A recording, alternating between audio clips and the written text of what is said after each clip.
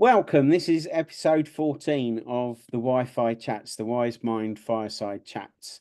And the usual gang has agreed to meet up today. And we are going to have a conversation about clarity. You've all heard us talk about communication and how good communication is at the root of every kind of relationship you can discover. But oh Lord, doesn't communication get mixed up and blurred? So part of that communication aspect is clarity. So Gabby, what is it? I think out of habit, we usually just talk and we don't really reflect why we're talking, which can be really, really important, right? It depends on the context as well. Of course, if we just relax in the evening, right, and we communicate with our partners, maybe slacking somebody off in a movie or whatever, that's grand. But we tend not to have clarity either when we go and have a really important meeting, right? Why are we going there? We very often have expectations. We very often make up scenarios, what we think will go happen. And we don't have clarity on what we actually really want to communicate to the person we're going to talk with. And very often we have an agenda coming into the conversation already. We're looking for an outcome. But the minute the other person had another agenda and another expectation, right?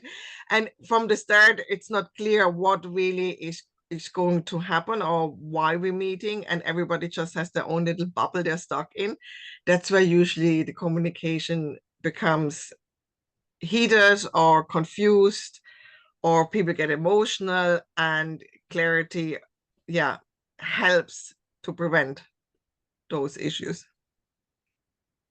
That's an awful lot of moving parts to keep track of. And when you don't even necessarily understand what you want to be clear on, I'm just wondering how we actually manage to communicate that, whether it be to a group of our peers or even if it's just, our nearest and dearest. I mean, do we have to start each morning with a pro forma of how we're going to tackle the day and what we're going to discuss, what our backstory is for each thing that might come up during the day? I certainly think it comes back again to self-awareness, isn't it? To be aware each time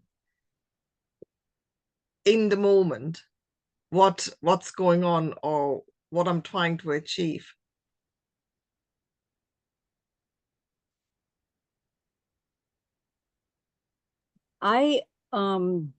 Clarity.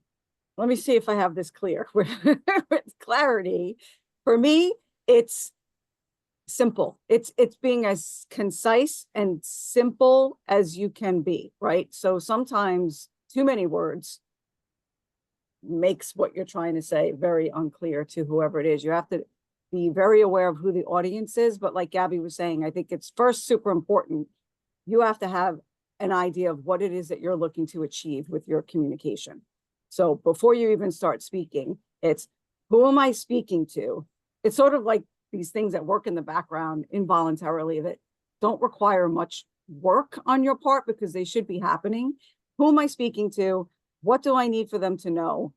What's the fastest, because people lose attention, right? They don't have a long attention span sometimes to really pay attention to what you're saying.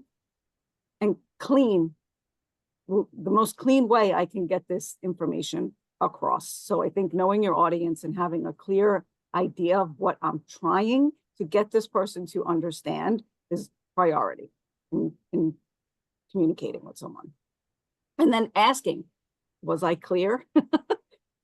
To give them an opportunity to say yes, perfectly, or no, this, or whatever. But I think it's definitely having a purpose of what it is you're trying to achieve, and knowing your audience helps you gain the clarity that you're looking for. Short, not a lot of storytelling, to the point, concise language.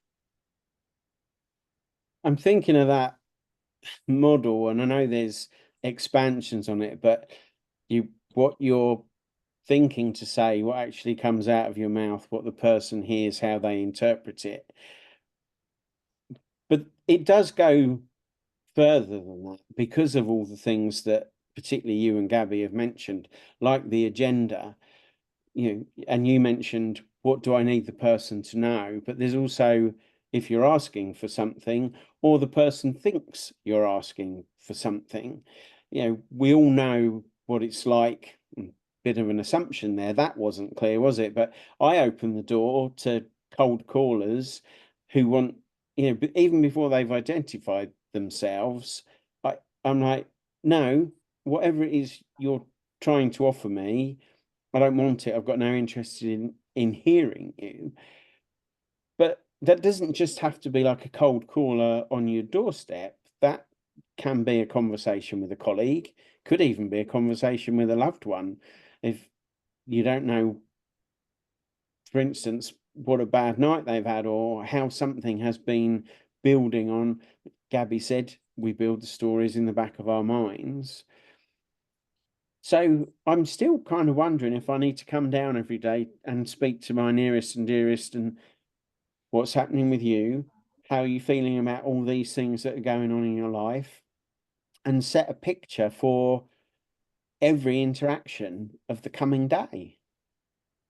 Well, I mean, in a perfect world, we're doing that, but that's not going to happen. Like, we're not all coming downstairs and being like Snow White with her little animals around, like, oh, so how's everybody's day? I want to set it all up so that you all understand exactly what I'm going to say, because sometimes the communicator isn't clear, right? Because if they're thinking, I've been the recipient of being on the other end of communication with some people where they're having a whole conversation in their head without realizing that I was not involved in that conversation, and then get the tail end of that conversation. And it's like, I wasn't there the whole time. So, that happens. You have to be aware. It's aware, like Gabby said, aware of what dialogue you're having before you actually speak, who your audience is, the message, all these moving parts. I don't think we need to come down with a checklist every day in order to be heard and received. I also feel like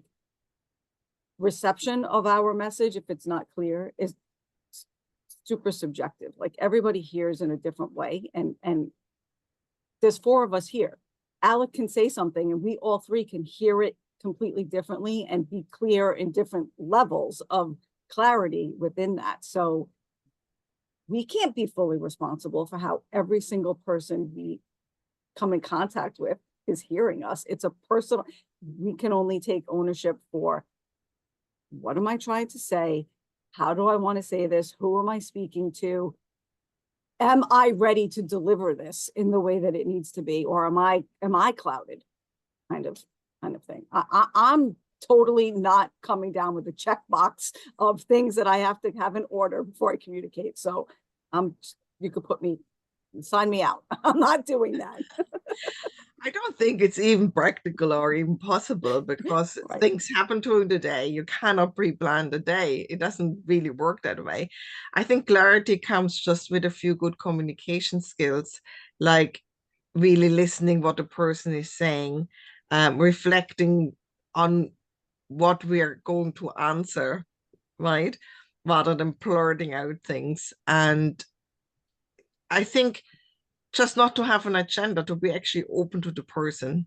Clarity comes by trying to understand people, to ask clarifying questions. And I think this is the main tool, to be able to ask this open, clarifying question and stay curious with the other person to see where they're at. I don't think you can pre-plan it. No. No, and I'm really glad you said what you just did about having the time to reflect and answer appropriately.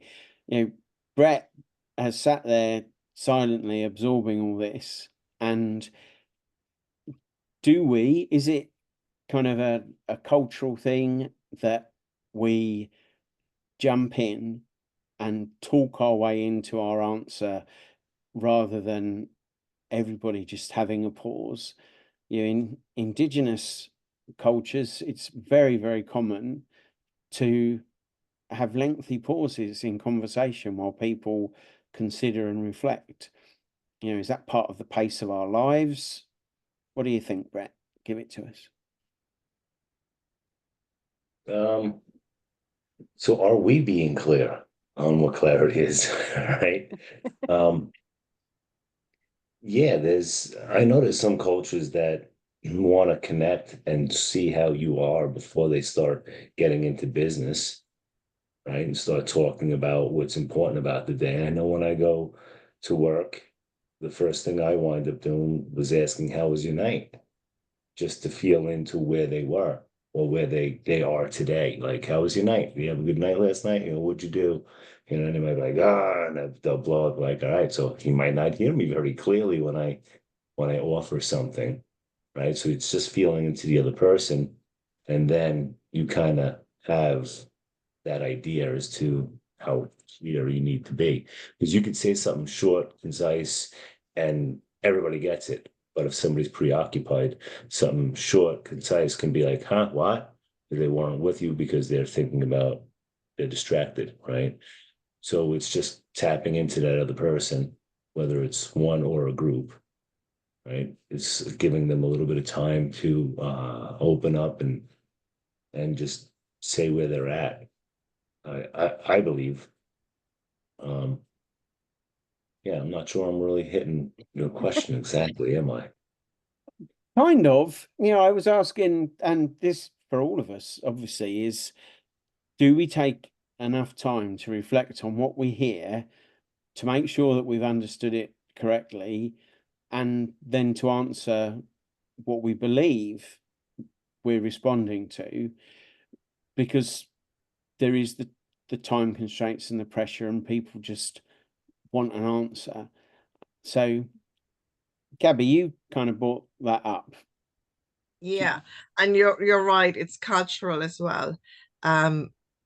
If you think about some Asian countries, they're a little bit more respectful. They let people finish. They almost wait until they're invited to come into the conversation. They give people time to breathe, maybe to think, and then finish their point, and then almost waiting for this person to say, and what do you think, before they speak. While especially in the West, we seem to be just sitting there going, waiting until somebody takes a breath so we can jump in, right? The person can't even breathe without being interrupted. And that does definitely not help for clarity within a conversation, because that just shows we're not listening to the person. We have no interest really in what they have to say. We just want to get our point and our, opinion across and tell our story. Mm-hmm. I'm sitting here and I'm, what? I was going to say that kind of brings it to, are you listening to respond or are you listening to understand? Yeah, Erika. And I'm just sitting here thinking about this topic of clarity. And for me, like, it keeps coming back to it. It's the perfect way to, like, push a level of self-responsibility, right? Because for me, I feel like we're all responsible for the level of clarity that we're getting in our communications, whether we're delivering them or receiving them. So there's nothing wrong with saying, did you understand what I just said? Do you understand what I'm asking you? Or what are you asking me? What is it that you are telling me? I'm not clear. Can you repeat that part? There's nothing wrong with that. And I think that our culture, we don't do that, because maybe some people feel, well, maybe some people, don't give a crap really, and don't care what you're really saying and want to understand. It's a perfect excuse for people to fall into that sort of victim. Well, that's not what he or she said, and that's why this happened, like the blame game thing, not taking accountability for that. Maybe people feel rude or stupid or like less than, because they didn't understand, so they're afraid to ask. Without any of that, like clearing up and taking responsibility for it, if you're not able to do that, it hand in hand goes with not being able to set boundaries for yourself or understand boundaries, even because boundaries, if not communicated clearly, are nothing. Like they're just nothing. They're nothing. You don't have a boundary if you're not able to be clear in your communication. So I feel like it's a bigger thing than just reflecting. That's part of it, but it's really taking ownership of what is it that I want to get out of this conversation, and am I being heard? Speaking up for yourself and clearing it up for yourself if you're not understanding. So I feel like it's a personal responsibility in the clarity that you're getting. Well, there's the NLP presupposition, isn't there, that whatever you get back is a direct reflection of how you just communicated.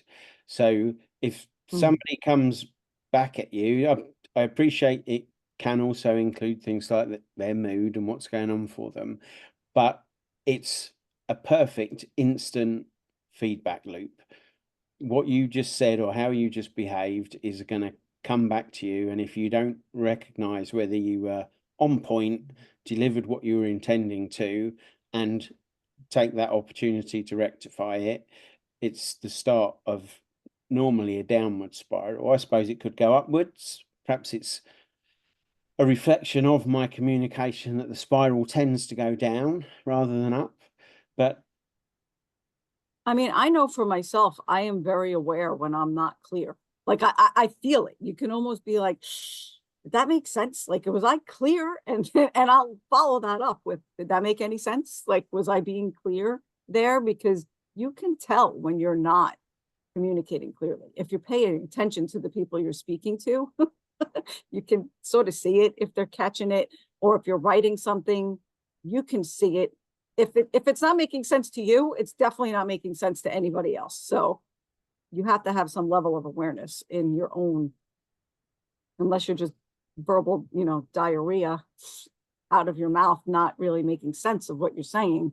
Nobody's going to understand what you're talking about. And we know that some people, not all people, are verbal processors. They need to talk the thing through to come to a solution. And actually that tends to become clearer to them if they then try and re-explain whatever they came to a third, fourth, however many person. So Gabby, go on, you were going to say something. Yeah, it comes to the point that a lot of the times we're thinking about communication about us, but communication is a two-way. So we need to get out of our head as well, because sometimes we don't even give a person a chance to understand us. And Erika said it really nicely. If I already come with an agenda and expectations, and I have in my mind already made up how this person will be or how the communication will go, clarity is already out the window, because I will never understand that person what they're saying to me without a prejudice. I had a perfect example the other day. A friend of mine had a review in his work, and he just made up in his mind that he's going to be given out to, that they will give out to him. And he went in with that, and there was no clarity in the conversation because he wasn't even open to listen really to the words what the boss was saying. And all the boss did was praise him, and he didn't hear it, to the point when in the end the boss said to him, and I want you to go and see HR. And my friend said, why, what did I do wrong? And the boss looked at him and went like, well, nothing, I just told you how happy we are you're getting a pay rise. And he hadn't heard all of that, right? Because he had already walked into this presumption and gender, I will be given out to. So it didn't even matter how clear the boss spoke. He didn't hear it. Wow. The wall had already gone up. Wow. So here's a test for us. We're going to wrap this up. Having had 20 some odd minutes of discussing clarity, what have we each taken as a meaning for clarity in communication? And I'm going to start with you, Gabby. I think for me, it's the openness to actually walk in completely open to the conversation with a, what do you say, with a clear slate. Yeah. And just be open to the person, to be curious to hear what they're going to say and ask the clarifying questions if I'm not sure. Yeah. Yeah. Erika, you're unmuted. Go on. I guess it's seeking to be understood. Like, that's my definition of it, is my main goal is to be understood and to understand with as little pain as possible. Like, I don't want to do more work than necessary to be understood. So clarity is the ultimate goal. Short and sweet. Okay. But for our listeners, that was Erika describing herself. Right, go ahead. Well, knowing that I only have control over 50% of the interaction, trying to deliver it without me putting any of my crap on it would be my best intention of being clear, right? Saying what I need as clear as I can. And hopefully I already checked in with the person so I know where they are. So I know if they had a hard night or a bad day the day before, and checking in with them so that I know if I have to talk a little more than I wanted to, right? And say, do you understand what I'm asking you? Because that right there can trigger somebody, right? Depending upon where they're at. So it's really, yeah, I understand that I'm only in control of 50%. I'll be the sender and they're receiving it. And then when it reverses, and they're sending it and I'm receiving it, then, that's the 50% I have control of. Yeah. I think I'm coming away with assume nothing. Don't take what anybody says personally. Consider your tone as much as anything else. It's not the way I say something. Sometimes it's the way that I say it. And just be genuinely respectful and open to a dialogue. And it's the only way that we can have some kind of clear conversation. And I think we've all kind of hit on those points at different parts of the conversation. Anybody got anything else they'd like to say, just to make sure that I've understood you all? Okay. Thanks, folks. See you again soon.